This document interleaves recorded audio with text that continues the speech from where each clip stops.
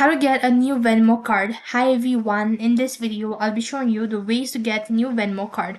So in order to get a new Venmo card, first of all, for that case you have to log in into your Venmo account.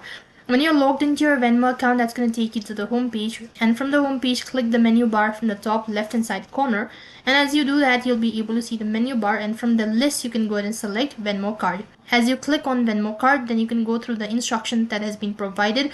You can go through all of these information and then proceed to click on get the Venmo card located right at the bottom. It's going to ask you to pick a color, then select the color and click the next button.